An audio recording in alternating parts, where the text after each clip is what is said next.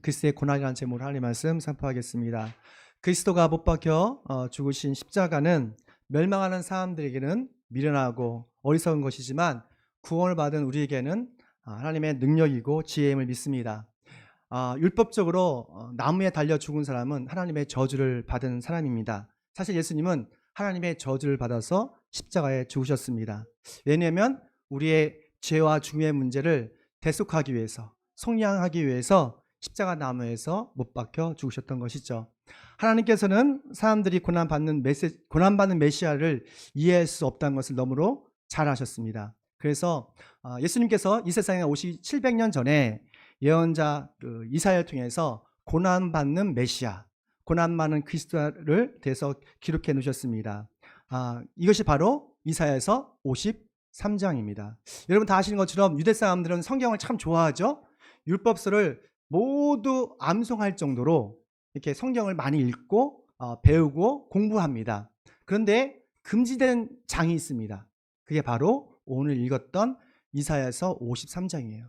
이사야서 53장은 유대인들이 읽지도 않고 가르치지도 않고 배우지도 않습니다. 제가 기독교 학회에서 어느 복음 전도자가 이스라엘에서 복음을 전하는 것을 보았습니다. 근데 이사야서 53장을 보여주는 거예요. 읽혀주는 거예요. 고난받는 그리스도, 고난받는 메시아에 대해서 읽혀주는 것이죠. 어떤 사람은 그 복음 전도자를 비웃고 푸식 웃으면서 이렇게 지나가더라고요. 근데 어떤 유대인들은 다시 고민하면서 생각하는 것을 보게 됐어요. 아니, 메시아가 고난을 받는다고? 아니, 전능하신 하나님께서 어떻게 인간이 돼서 십자가 나무에 못 박혀 죽으실까? 그런 생각을 하는 것이죠. 왜 메시아가 고난을 받아 죽는단 말인가?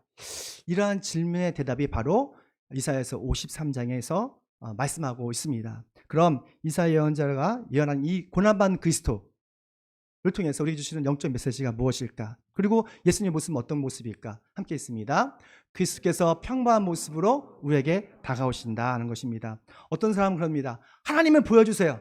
하나님을 보여주시면 내가 하나님을 믿겠습니다 라고 말씀하세요. 참 어리석은 사람이죠. 예수님께서 이런 사람에게 뭐라 말씀하시냐면 빌립에게 너가 나를 본 것은 바로 아버지를 본 거야. 무슨 말이에요? 예수님이 하나님이시라는 거예요. 예수님을 본 사람이 하나님을 본 거라고 말씀하고 있습니다. 그러면 예수님의 모습이 어땠을까요? 우리 2절 말씀 함께 있습니다.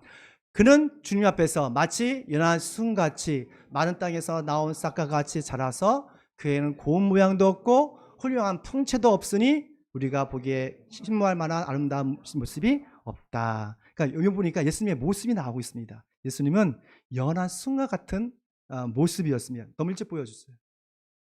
막 보여주면 안 돼. 연한 순과 같은 모습이었어요.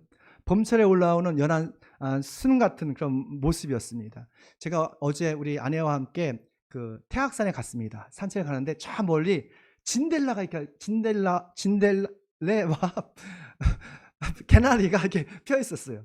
그 보니까 연한 새싹이 다 피어났더라고요. 얼마나 예쁘든지 생동감 있고 생기가 있고, 근데 만지면 찢어질 것 같은 그런 연약함을 받았습니다. 예수님의 모습이 그랬대요. 연한 순과 같은 모습이었어요. 그리고 고운 모양도 없고 근육이 있는 그런 분도 아니었고 외모로 화려하지도 않는 평범한, 저와 여러분처럼 평범한 모습이었다고 말하고 있습니다. 예수님의 묘사한 그림을 보면 중세시대 때는 여러분 보신 것처럼 가장 오른쪽의 모습입니다.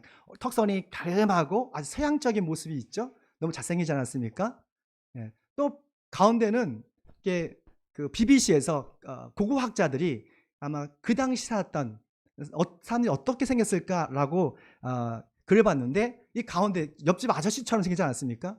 이런 분이고, 그리고 가장 오른쪽에는 어떤 분이냐면 바로 그 천국의 입신에서 있는데 예수님을 보고 그렸던 한 아이의 그림이에요.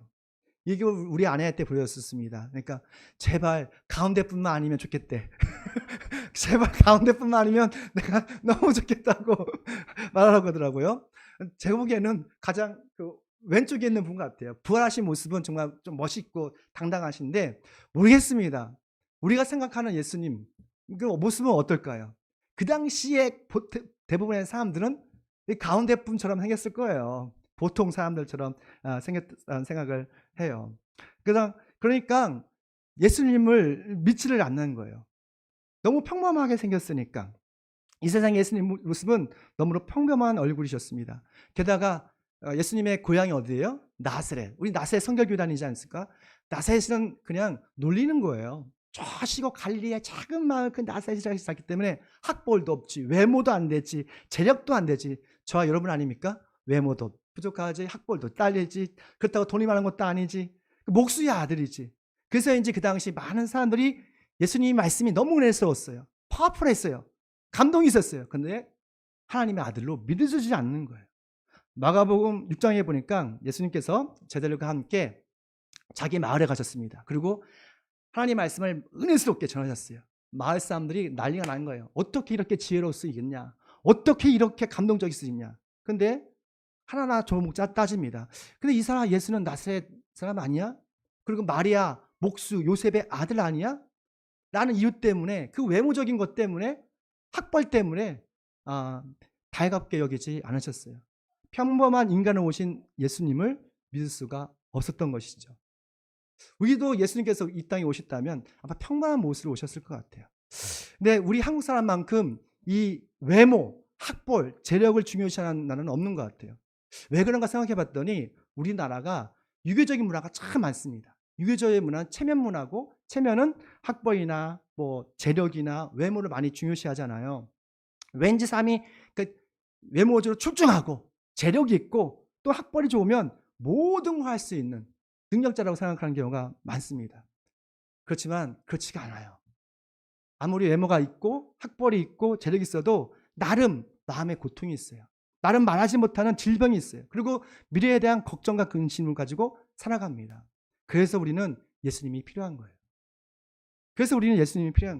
요즘 세속주의가 한국에 많이 들어왔습니다. 그래서 우리 믿음의 사람들을 믿음을 병들게 하는 것을 보게 돼요. 어떤 교회는 크고 화려한 교회 가면 큰 하나님께서 임재하신다고 착각하더라고요. 자꾸 조그만 교회 가면 나의 믿음이 작아진다고 생각해요. 그러니까 무슨 말이냐면 교회 사이즈로, 크기로 자신의 믿음을 포장해요. 이건 잘못된 신앙이에요. 사실 교회가 크고 작은 게 문제가 아니라 내 안에 예수 그리스도가 살아있는가가 중요한 거예요. 내 안에 예수 그리스도가 살아있는 믿음이 있다면 그분이 어느 곳에 가든지 큰 믿음의 사람입니다. 만약 우리 마음에 세속적인 편견으로 가득하다면 고난받는 그리스도가 이해가 안 돼요. 그리고 영접할 수도 없고 믿어지지도 않는 거예요. 사랑하는 성도 여러분, 믿음의 눈을 뜨십시오. 믿음의 길을 열으십시오. 이 세상에서 평범한 인간을 오신 예수님을 바라보십시오. 예수님은 절대로 화려한 모습으로 다가가지 않습니다. 평범한 모습으로 다가갑니다. 믿음의 눈으로 예수 그리스도를 믿고 바라면 십자가 나무에 감춰진 하나님의 놀라운 구원의 은혜를 오늘 경험하게 될 것입니다. 두 번째입니다. 함께 있습니다. 그리스도께서 인간의 모든 고통을 대신 받으셨다는 겁니다. 2000년에 오신 예수님은 완전한 하나님이셨고 완전한 인간이셨어요. 인간이란 것은 우리가 슬픔도 기쁨도 아픔도 모든 것을 느끼시잖아요. 예수님도 똑같이 느끼셨어요. 우리 4절 말씀입니다. 있습니다. 그는 실로 우리가 받아야 할 고통을 대신 받고 우리가 겪어야 할 슬픔을 대신 겪었다. 그러나 그가 징벌을 받아서 하나님에게 맞으며 고난받는다는 것을 라고 생각하였다. 아멘. 우리가 누군가를 사랑해 보신 적 있죠? 누군가 사랑하면 그 사랑하는 사람을 위해서 모든 것을 대신해 주고 싶은 마음이 있어요. 이게 C.S. 루이가 쓴 4가지 사랑을 읽어보면 사랑은 애정, 우정, 에로스, 자비 이 4가지로 아주 세밀하게 나누는 것을 보게 됩니다. 이러한 사랑이 어떻게 일그러지고 그리고 유명해지는지를 아주 명쾌하게 설명해 주고 있습니다. 특히 우리 한국 사람들이 애완동물을 참 좋아합니다. 동물에 대한 인간의 일그러진 사랑을 설득력 있게 설명하고 있어요. 저도 이 책을 읽으면서 이렇게 이해할 수 있나? 라는 정말 놀라운 깨달음을 줬는데 여튼 4가지 사랑이 있다는 거죠. C.S. 루이스는 4가지 사랑은 모두 하나님의 선물이라고 합니다. 그 중에서 왜곡되지 않은 사랑은 하나님과 천국을 반영한다라는 말이에요. 그러니까 하나님의 사랑에서 가장 가까운 닮은 사랑은 부모의 사랑이에요. 부모가 자녀를 향한 사랑입니다. 여러분 자녀를 볼 때 너무너무 사랑스럽지 않습니까? 미울 때도 있지만 일반적으로 그 안에 사랑이 있기 때문에 미운 감정 들고 책망도 들어가는 거거든요. 정상적인 부모라면 이 자녀를 위해서 뭐든지 대신해주고 싶은 마음이 있어요. 그런데 우리가 사랑하는 자녀를 위해서 무엇을 대신해 줄 수 있어요? 그렇게 많지가 않습니다. 많은 것 같죠? 그렇게 많지가 않아요. 뭐 해주셨어요? 제가 보니까 우리 자녀를 위해서 맛있는 밥을 차려줄 수 있어요. 그리고 차량 운행을 열심히 해줍니다. 제가 금요일마다 매일 예산 갔다 옵니다. 매일 이렇게 차량 운행해주고 또 가끔 용돈도 줄 수 있어요. 그리고 문제가 있으면 같이 걱정해 주세요. 근데 우리 자녀들이 우리 사랑하는 사람이 정작 필요할 때 대신해 줄 수 있는 것은 거의 없어요. 우리 자녀에 큰 질병이 있을 때 여러분 아파할 수 있어요? 옆에 그냥 공감해 줄 수 있는데 그 질병의 고통을 같이 아파해 줄 수는 없어요. 시험에 극도한 그 스트레스를 받을 때에 대신 시험 치를 수 있어요? 어떤 사람은 대신 시험 치르는 사람도 있지만 그거는 불법이잖아요. 그렇게 할 수가 없어요. 직장에서 직장과의 관계에서 얼마나 많은 사람들이 갈등이 있어요. 압박감을 느껴요. 그거 대신해 줄 수 있어요? 우리 자녀가 결혼 생활 문제에서 큰 문제가 있는데 대신 해결해 줄 수 있어요? 해줄 수가 없는 거예요. 이것이 우리의 한계인 것이죠. 그런데 예수님은 우리를 대신해서 육체적인 고통을 대신 겪으셨어요. 정신적인 슬픔을 대신 겪으셨어요. 우리의 죄와 죽음에 대한 그 공포와 벌을 대신 받으셨어요. 그 증거가 뭐예요? 그 증거가 뭐예요? 바로 십자가입니다. 우리가 매일마다 부르는 십자가 그 보혈이에요. 십자가 내가 처음 볼 때에 나의 마음의 큰 고통 사라져 오늘 믿고서 내 눈을 밝았네. 참 내 기쁨 영원하도다. 할렐루야. 십자가는 우리를 대신해서 고통당하시고 아파하시고 슬퍼하신 하나님의 사랑인 것이죠. 우리 주변에 보면 참 억울함을 당하는 사람이 참 많습니다. 학교나 직장에서 동료들에게 괴롭힘을 당하는 사람도 있어요. 우리 청년한테 보니까 자꾸 상사가 자기한테 쌍욕을 한대요. 아 진짜 그러냐? 그러니까 쌍욕을 한대요. 아 너무 힘들다고 막. 오늘 깜짝 놀랐어요. 막 직장에서 요즘 그렇습니까? 요즘 많은 그런 걸로 알고 있는데 여하튼 쌍욕하고 괴롭히고 그러니까 억울한 일 많이 당하는 거죠. 무시를 당하고 때는 부모님한테 무시당하고 친구들한테 배신당하고 너무 많은 억울한 일과 정말 슬픈 일이 있어요. 그럴 때 너무 슬퍼하지 마십시오. 너무 가슴 아파하지 마십시오. 예수님께서 여러분과 함께 하십니다. 예수님은요 어떻게 보면 우리가 무시당하고 억울한 일 당할 때 그보다 더 큰 멸시를 당하시고 억울함을 당했어요. 왜 예수님을 만나면 우리가 위로가 됩니까? 왜냐하면 예수님이 당한 우리보다 더 큰 억울함을 당하시고 멸시와 고통을 당하셨기 때문에 그래요. 그 멸시와 고통이 바로 나와 여러분을 위한 대신해서 주신 고통입니다. 그래서 우리 주변에 억울한 사람 있잖아요. 그러니까 그런 사람이 있다면 여러분 예수님께 인도하십시오. 교회로 인도하십시오. 우리가 사랑하는 사람의 고통과 아픔을 대신할 수는 없지만 예수님께서 그들의 고통과 아픔을 대신해 주실 것입니다. 그래서 그들의 억울함을 위로해 주시고 치료해 주실 걸 믿습니다. 그러면 예수님께서 당하신 그 치욕스러움과 수치심과 그 고통은 무엇일까? 좀 더 한 걸음 더 나아가 보겠습니다. 함께 있습니다. 그리스도께서 우리의 죄를 대신하여 죽기까지 하셨다. 아멘. 이번 달 내내 제가 죄와 죽음에 대한 이야기를 참 많이 하는 것 같아요. 다른 종교를 모르겠는데 우리 교회에서 이 죽음의 문제를 참 많이 얘기합니다. 죄에 대한 문제를 많이 이야기합니다. 왜 교회는 이게 죄와 죽음의 문제를 왜 자주 얘기할까요? 그 죄와 죽음의 문제를 해결할 수 있는 자신감이 있기 때문에 그래요. 다른 종교는 그 죄의 문제 또한 죽음의 문제를 명확하게 해결할 수 있다는 말을 잘 못해요. 근데 교회는 정확하게 말하고 있어요. 죄와 죽음의 문제를 분명하게 해결할 수 있다고 말합니다. 그것이 뭡니까? 바로 예수 그리스도의 십자가예요. 예수 그리스도의 십자가로 우리의 죄의 죽음의 문제가 완전하게 99%가 아니라 100% 해결됩니다. 우리 5절 말씀 함께 있습니다. 그러나 그가 찔린 것은 우리의 허물 때문이고 그가 상처를 받은 것은 우리의 악함 때문이다. 그가 징계를 받음으로써 우리가 평화를 누리고 그가 매를 맞음으로써 우리의 병이 나았다. 여기서 그가 뭡니까? 700년 전에 이사야가 말했던 이 그는 누굽니까? 예수 그리스도세요. 놀랍지 않습니까? 하나님께서는 우리가 아직 죄인 됐을 때 우리의 죄악과 저주와 질병과 심판 이 모든 허물을 예수님께 뒤집어 씌우신 거예요. 그리고 어린 양으로 십자가에 못 박혀 죽이신 거예요. 도저히 우리가 감당할 수 없기 때문에 우리의 모든 죄, 저주, 질병 이 모든 것을 사랑하는 아들 예수님께 짊어지게 하신 겁니다. 마가복음 15장에 보면 예수님이 이 빌라도 총독에게 신문을 받는 장면이 나옵니다. 로마 총독 빌라도는 예수님이 아무런 죄가 없다는 것을 알았어요. 왜냐하면 빌라도는 정치 구단이거든요. 딱 보니까 아하 이 정치적인 문제구나 라는 것을 알았죠.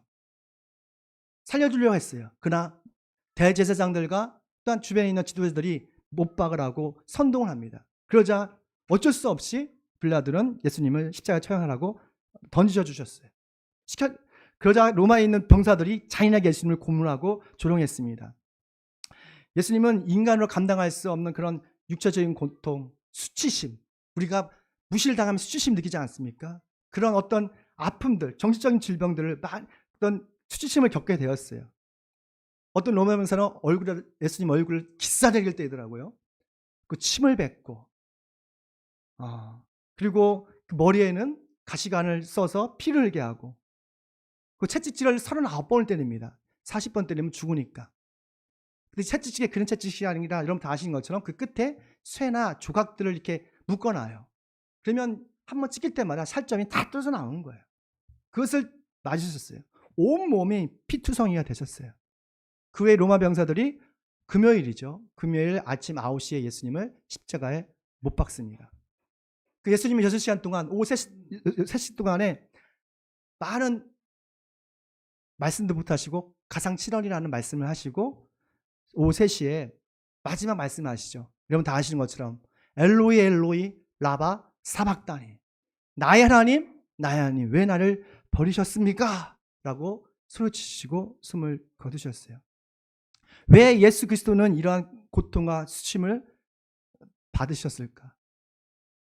그리고 이런 수치심을 당하시면서 왜 예수님은 그 사람들한테 침묵하셨을까? 이 모든 장면을 보신 하나님께서는 왜 예수님의 절규에 침묵하셨을까? 주님은 이사야 예언을 통해서 우리에게 말씀하고 있습니다. 7절 말씀입니다. 그는 굴욕을 당하고 고문을 당했으나 아무 말도 하지 않았다. 마치 도살장으로 일절가는 어린 양처럼 마치 털 깎는 사람 앞에서 잠잠한 양처럼 끌려가기만 할 뿐 아무 말도 하지 않았다. 여러분 모든 침묵에는 이유가 있습니다. 모든 침묵에는 이유가 있어요. 사람이 억울하면 소리를 버럭 지고 비명을 질러요. 저도 보니까 그렇더라고요. 내가 억울하게 있으면 나도 모르게 왜 그러냐고 이렇게 소리 지르더라고요. 근데 침묵하는 거는 이유가 있어요. 예수님이 침묵하신 이유는 무엇입니까? 바로 우리를 살려주시기 위해서요. 예수님은 이미 침묵하신 것은 바로 나를 살려주시기 위해서. 예수님이 영원한 어린 양으로서 죽어야 우리가 죄와 죽음에서 살 수 있기 때문에 그렇습니다. 이것이 예수님이 침묵하신 이유입니다. 예수님께서 이렇게 말씀하셨어요. 마가복음 10장 45절 말씀 있습니다. 인자는 섬김을 받으러 온 것이 아니라 도리어 섬기려 하고 많은 사람을 구원하기 위해서 치를 몸값으로 자기 목숨을 내어주러 왔다라고 말씀하고 있습니다. 예수님 오신 것은요, 저와 여러분을 살려주시기 위해서 자신의 희생제물을 드리기 위해서 오셨다고 하는 거예요. 이것이 바로 사랑입니다. 하나님께서 예수님의 그 절규에도 침묵하신 이유는 그 예수님보다 우리를 더 사랑하셨기 때문이에요. 이것이 바로 하나님의 사랑이에요. 여러분 신앙생활이 뭐예요? 하나님의 사랑과 그 십자가의 은혜에 감사해서 감격해서 기쁨으로 찬양과 경배 드리는 거예요. 너무 감격해서 그 말씀에 순종하는 거예요. 세상은 우리를 압박하고 협박하고 두려움으로 공포하심으로 우리를 지배하지만 우리 하나님은 그렇지 않으시더라고요. 끝까지 사랑으로 다가가세요. 그게 바로 십자가 사랑이에요. 우리의 모든 죄와 저주와 질병의 모든 허물을 가슴에 품고 십자가에서 죽으신 예수 그리스도를 바라보십시오. 그분을 믿으십시오. 그러면 우리가 다시 살아나는 기적을 경험하게 될 것입니다. 그러면 정말 우리가 날마다 하나님의 사랑과 은혜를 날마다 경험하게 될 것입니다. 마지막으로 갈라디아서 2장 20절 말씀 읽고 마치겠습니다. 없어요? 있습니다. 갈라디아 2장 20절 말씀 제가 읽을게요. 난 그리스도와 함께 십자가 못 박혔습니다. 이제 살고 있는 것은 내가 아닙니다. 그리스도께서 내 안에 살고 계십니다. 내가 지금 육신 안에 살고 있는 사람은 나를 사랑하셔서 나를 위하여 자기 몸을 내어주신 하나님의 아들을 믿는 믿음 안에서 살아가고 있는 것입니다. 기도하겠습니다. 우리의 모든 죄악과 허물을 자신의 피로 씻어주신 주님을 찬양합니다. 우리의 모든 죄악, 허물, 저주를 대신해서 십자가에 못 박혀 주심이 감사합니다. 십자가에 못 박힌 예수 그리스도를 우리가 믿음으로 바라보게 도와주시옵고, 나의 인생이 아니라 내 안에 예수 그리스도를 믿음으로 살아갈 수 있는 우리 더불 성도들 되게 도와주시옵소서. 예수님의 이름으로 기도드립니다. 아멘. 우리 이어서 성찬식에 참여하기 원합니다. 우리 함께 찬양하시고 잠시 동안 우리의 마음으로 또 생각으로 우리 손과 발로 지었던 모든 죄들